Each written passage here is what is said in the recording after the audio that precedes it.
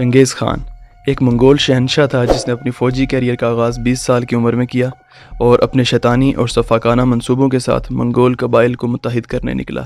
اس نے اپنے باپ کے قتل کا بدلہ لینے کے لیے تمام تاتاری مردوں کو قتل کرنے کا حکم دیا جن کا قد 3 فٹ سے زیادہ تھا۔ اس نے تائشیوت قبیلے کو شکست دی اور تمام سرداروں کو زندہ ابال کر موت کے گھاٹ اتار دیا۔ اگرچہ یہ یقینی طور پر جاننا ناممکن ہے کہ منگول فتوحات کے دوران کتنے لوگ مارے گئے، لیکن بہت سے مورخین یہ تعداد 40 ملین کے قریب بتاتے ہیں، اور کہا جاتا ہے کہ منگولوں کے حملے نے دنیا کی آبادی کو 11% تک کم کر دیا تھا۔ شاکا زولا شاکا زولا زولو کنگڈم کا سب سے طاقتور ترین بادشاہ تھا۔ وہ اپنی حکمت عملی اور کمانڈنگ طاقت سے افریقی نیگونی لوگوں کو متحد کرنے کے لیے جانا جاتا ہے۔ اس کی ظالمانہ حکمرانی کا انکشاف اس کی ماں کی موت کے بعد شروع ہوا، جہاں اس نے اپنے ہی لوگوں کو ذبح کرنا شروع کر دیا، اور اس نے اپنی فوج کو حکم دیا کہ ہر اس شخص کو قتل کر دے جو اپنی ماں کی موت کا صحیح طرح سے ماتم نہیں کرتا۔ اس کی بربریت کی انتہا اس وقت ختم ہوئی جب 1828 میں اس کے سوتیلے بھائیوں نے اسے قتل کر دیا۔ جوزف اسٹالن نے 1920 سے 1953 تک سوویت یونین پر حکومت کی۔ اسے 23 ملین سے زیادہ لوگوں کی موت کا سبب کہا جاتا ہے، اور کہا جاتا ہے کہ دنیا کی تاریخ کا سب سے شیطانی آمر تھا۔ 1924 میں لینن کی موت کے بعد اسٹالن سوویت یونین کے نئے رہنما کے طور پر ابھرا۔ اس کی 5 سالہ اقتصادی منصوبے نے ملک کو بہت متاثر کیا اور شدید قحط کا باعث بنا، کیونکہ اس نے مزدور طبقے کے تمام لوگوں کو ریاست کے کسان کوآپریٹو سسٹم میں شامل ہونے پر مجبور کیا۔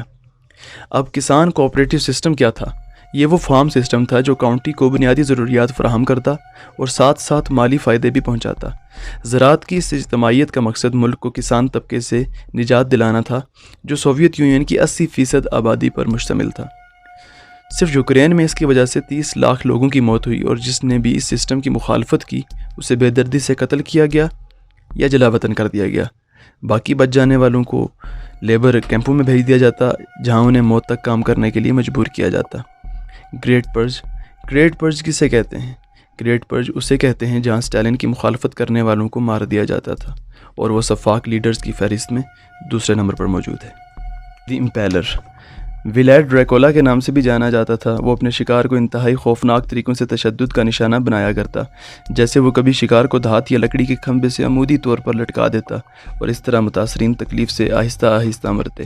اس کی متاثرین کے خلاف یہ واحد خوفناک کارروائیاں نہیں تھیں، بلکہ وہ لطف اٹھانے کے لیے شکار کے سر پر کیلیں ٹھونکتا، زندہ جلاتا اور بے شمار نفسیاتی وحشیانہ حرکتیں کرتا۔ تاریخ میں بتایا جاتا ہے کہ اس نے 50,000 سے 1 لاکھ لوگوں کو قتل کیا۔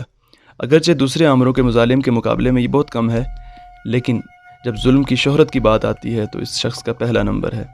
ولیڈ کو 1477 میں قتل کر دیا گیا۔ ایدی امین کو 1971 سے 1981 کے دوران برطانوی فوجی یوگنڈا کے سیاستدان، فوجی افسر اور یوگنڈا کے صدر کے طور پر کام کرنے کے لیے جانا جاتا ہے۔ وہ بچر آف یوگنڈا یعنی یوگنڈا کے قصاب کے نام سے بھی مشہور تھا۔